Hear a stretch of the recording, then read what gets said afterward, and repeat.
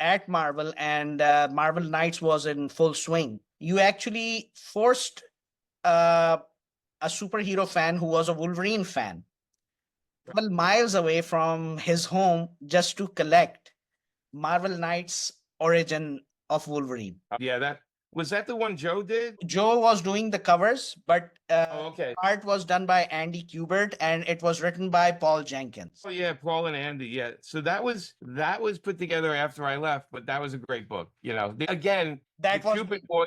that Oh, that was was you. Well, the Cupid boys, Adam and Andy Kubert, or Amanda went to the Cubit schools, so she went to school with them.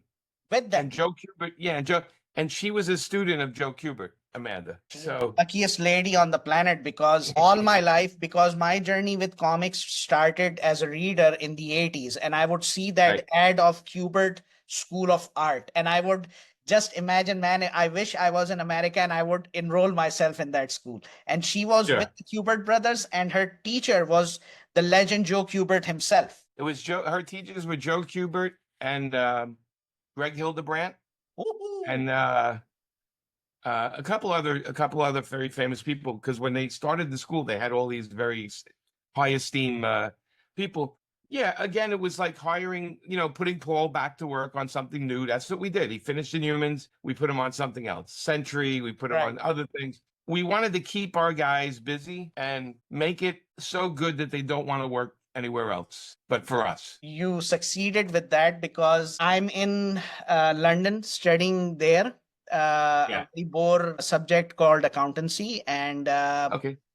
my habit is that after finishing my classes at 5 p.m. in central London, I would go to two comic book stores that were right near Oxford Circus. Okay. And I can't thank God enough for the fact that when this was happening, and this time is between like 2000 and 2003, I am experiencing this entire phase right in front of me. And for me, Right. my mind is getting blown up. And the point that really made me go crazy was that because I've read Wolverine's Origin that was done by Barry Windsor Smith. I've read Sure. bits of Chris Claremont and all, and I love these guys. But when I saw the issue of Origin, and I said, man, are they going to finally settle the origin of Wolverine? Am I going to learn what he really is all about? And I had not even a single dime in my pocket. And the issue was more than $60. The first. What? Because it was older, because it sold out or something? Or why was it so expensive? It became a rare thing. It became a rare thing. And then there was the issue,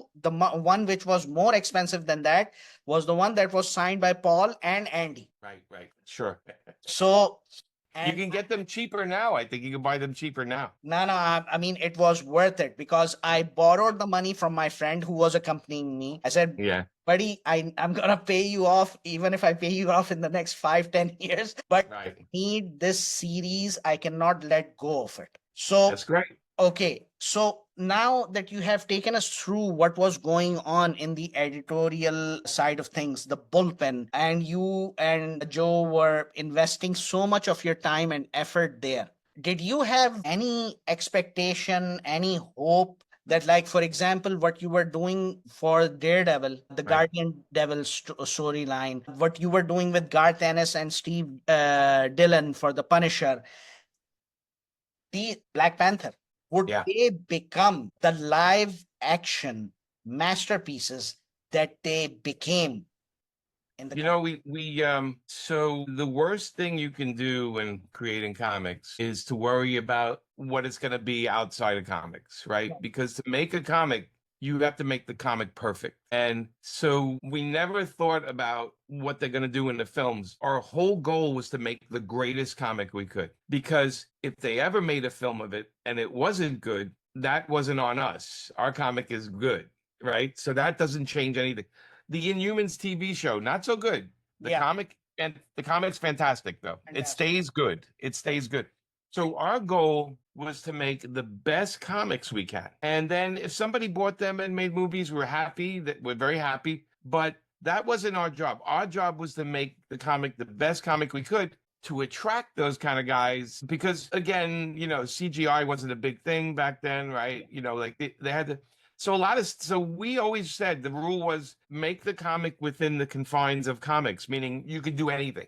Don't worry about how they're going to do it later in a film or movie. Who cares?